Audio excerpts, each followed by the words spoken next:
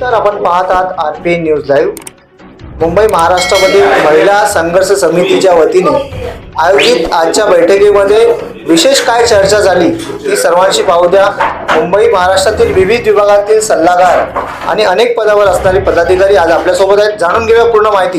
आपल्यासोबत रितेश गोसावी आहेत. जाणून घेऊया महिला संघर्ष समितीच्या वतीने त्यांना काय कारभार मिळाला आणि कशा प्रकारे संस्थेला वाढवण्याचं ते काम करतील. काय बोलाल रितेश? नमस्कार. सर्वप्रथम तर आज महिला संघर्ष समितीच्या माध्यमातून वार्षिक बैठक आढावा वर्ष 2024 आज आपण सर्व कार्यालयामध्ये उपस्थित राहून आज आपण बैठक घेतली. या बैठकीमध्ये अनेक विषयांवरती चर्चा झाली आणि पुढील येणाऱ्या वर्षांमध्ये त्याच्यावरती अंमलबजावणी देखील होईल. सर्वात महत्त्वाचे विषय म्हणजे की महिलांवर जो अत्याचार होतो, लहान मुलांवर, मुलींवर, जे आजकाल सोशल मीडियावर आणि संपूर्ण समाजामध्ये तुम्ही बघता की बलात्काराचं प्रमाण देखील वाढलंय. यावरती अनेक महिलांच्या ज्या NGO आहेत त्या पुढाकार घेऊन विविध त्यांच्या न्याय हक्कासाठी लढतात.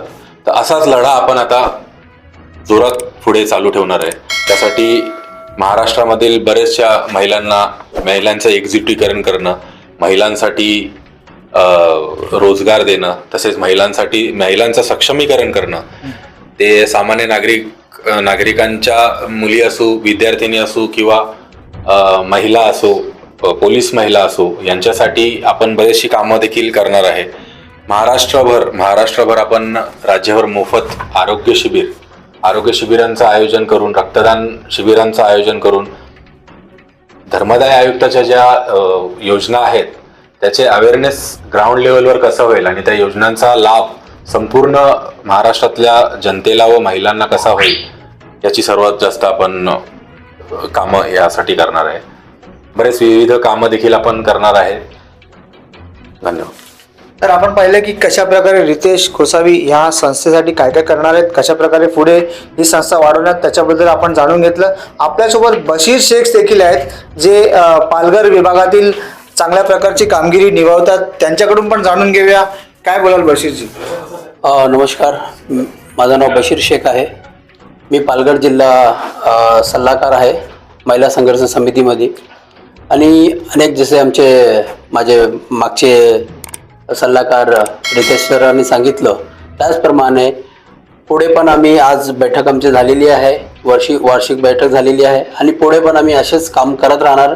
आता मागे मला वाटतं प्रदूषणमुळे खूपच मुंबईला आणि आजूबाजूच्या ठिकाणी खूपच त्रास होत होता. त्यामुळे आम्ही एक चांगला उपक्रम राबवणारा झाड लावून जसे आम्ही चालू केलेले आहेत. कमीत कमी या वर्षात 2024 संपेपर्यंत आम्ही 1000 झाड पालघर जिल्ह्यामध्ये लावण्याचा प्रयत्न चालू आहे आमचं.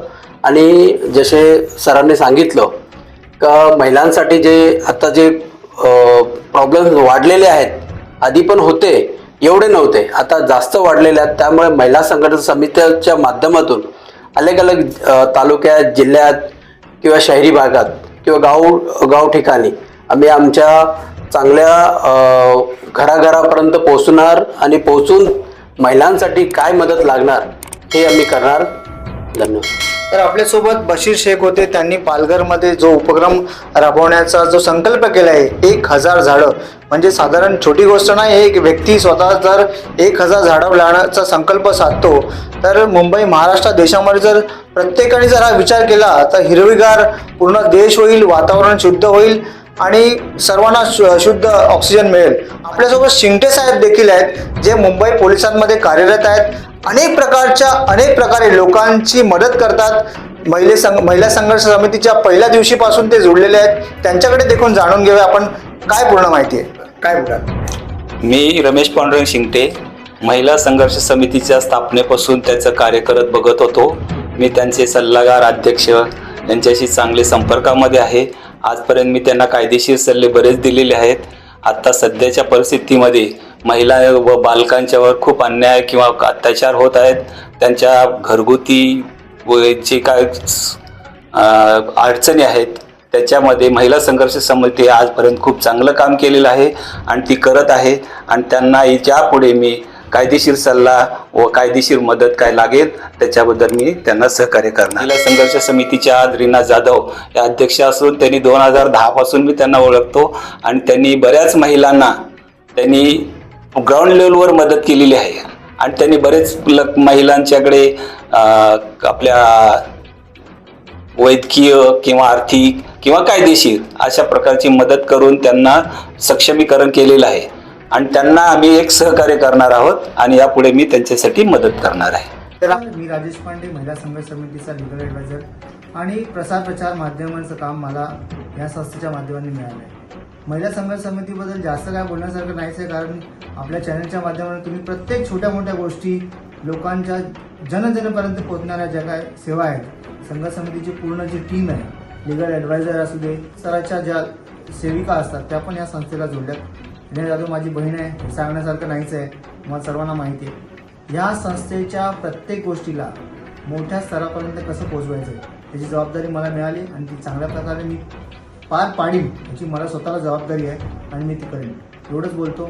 काही लागलं, कोणाच्याही घरी काय सेवा लागली तर महिला संघर्ष समितीला कॉल करा, संपर्क करा आणि आमच्याकडून ते करून घ्या.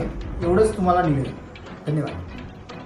आज 22 नवंबर को यहाँ 22 सितंबर आज मैडम ने महिला संघर्ष समिति पे मीटिंग रखा था जो रितेश सर के ऑफिस में. बराबर इन लोग ने एजेंडा भी बनाया था कि इस बारे में हम लोग की चर्चा होगी, कैसे संस्था को आगे बढ़ाया जाए, कैसे इसको डेवलपमेंट किया जाए उसके बारे में. लेकिन अनफॉर्चुनेटली हमारे आज संक्षिप्त में हम लोग ने मीटिंग लिया शॉर्टकट में, और अगले मुझे आशा ही नहीं पूर्ण विश्वास है कि महिला संघर्ष समिति जैसे विगत कई वर्षों से काम कर रही है. 2003 से 2003 में संस्था हमारा रजिस्टर्ड हुआ था. 2003 से अब तक कंटिन्यू हम लोग काम कर रहे हैं महिलाओं के उत्थान के लिए, महिलाओं के डेवलपमेंट के लिए, महिलाओं के प्रोटेक्शन के लिए, और वैसे काम करते रहेंगे. अब हमारे साथ जो नए कमेटी के लोग जुड़े हुए हैं, एजुकेटेड लोग कुछ लोग जुड़े हैं, एडवोकेट भाई लोग जुड़े हैं, हमारे कुछ अधिकारी लोग जुड़े हैं, तो उन लोगों के साथ मिल के उनसे विचार विमर्श करके हम लोग संस्था को आगे बढ़ाएंगे. मीटिंग हुई हमारी सभी एडवाइजर्स की और बाकी पदाधिकारियों की मीटिंग हुई और हमने डिसाइड किया संस्था को किस तरह आगे बढ़ाया जाए. और रीना मैडम और रितेश सर बहुत अच्छा काम कर रहे हैं इस संस्था के लिए और हम सब मिलकर इस संस्था को कैसे आगे बढ़ाया जाए उस बारे में आज विचार किया गया.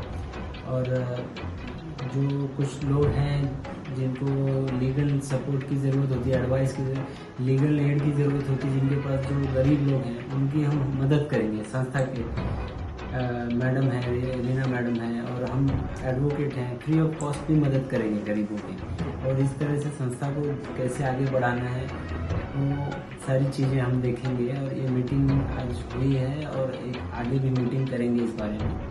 और इस महिला संघर्ष समितीच्या माध्यमातून मागील 7-8 वर्षापासून आम्ही एक पदाधिकारी म्हणून, सल्लागार म्हणून इथे काम करतोय. काम करत असताना संस्थेचं काम हे पुरा महाराष्ट्रभर चाललेलं आहे. हे सगळं पाहून असं वाटतं की संस्था आणखीन म्हणजे खेडोपाड्यात देखील पोहोचली पाहिजे. या उद्देशाने जी कामं करता येईल आणि करण्यासाठी आमचं सहकार्य जेवढं लागेल तेवढं आम्ही देणारच आहोत. आणि आज रोजी जे इथे ॲडव्होकेट वगैरे या सगळ्यांचं जे महाराष्ट्रव्यापी जे छोटीशी का होईना मिटिंग जी बोलावली ती पण बरी वाटली, कारण सर्वांना एकत्र हे व्यासपीठ उपलब्ध झालेलं आहे आणि चांगलं काम करण्यासाठी आम्हाला संधी मिळाली. त्या संधीचं सोनं करण्याचं काम आम्ही नक्कीच करू. आज महिला संघर्ष समिती यांची मीटिंग इथे अरेंज करण्यात आली होती, जिथे प्रमुख पदाधिकारी तसेच समितीचे अध्यक्ष रीना मॅडम उपस्थित होते. त्यांच्या मार्गदर्शनाखाली इथे चर्चा झाली. तशी समिती गेल्या 15 वर्षापासून अनेक उपक्रम राबवत आहेत आणि अनेक गरजू महिला व विद्यार्थ्यांना त्यांनी सहकार्य केलेलं आहे आणि ह्याची व्यापकता पुढे अजून अनेक शहरांमध्ये, राज्यांमध्ये वाढवण्याची जी वाटचाल आहे त्याच्यावरती आज चर्चा करण्यात आली. अशा मीटिंग्स रेग्युलर अरेंज करून त्याच्यावरती आम्ही चर्चा करत राहू व त्याची व्यापकता वाढवू. आज महिला संघर्ष समितीची ॲडवायझर ठाण्यावरून आडन सर आले, साळुंखे साहेब आले, ॲडव्होकेट अजित सर आले, ॲडव्होकेट पांडेजी आणि राजेश पांडेजी पत्रकार हे पण उपस्थित होते. पण एनजीओच्या सर्व एकत्र गेट टुगेदर म्हणून एक आमचे एनजीओची मीटिंग वगैरे झाली. सर्वांनी आपले मनोगत व्यक्त केलेले आहेत आणि जे पण काय आमचे प्रोजेक्ट वगैरे आहेत आणि पुढे आम्हाला NGO वाढवायचे आहे त्याच्या संदर्भात आणि सर्व आले त्यांचे मी आभारी आहे. धन्यवाद. तर आपण पाहिलं कशा प्रकारे महिला संघर्ष समितीच्या पदाधिकाऱ्यांनी आपल्याशी चर्चा केली आणि ह्या संस्थेला वाढवण्यासाठी विविध प्रकारच्या पदावर असलेले पदाधिकारी पूर्ण महाराष्ट्रात देशभरामध्ये कशा प्रकारे गरीब गरजू जरूरतमंद लोकांची कशी मदत करतात हे आपण पाहिलं. त्यामुळे अश्विन चोंडीकरासोबत मी राजेश पांडे, मुंबई.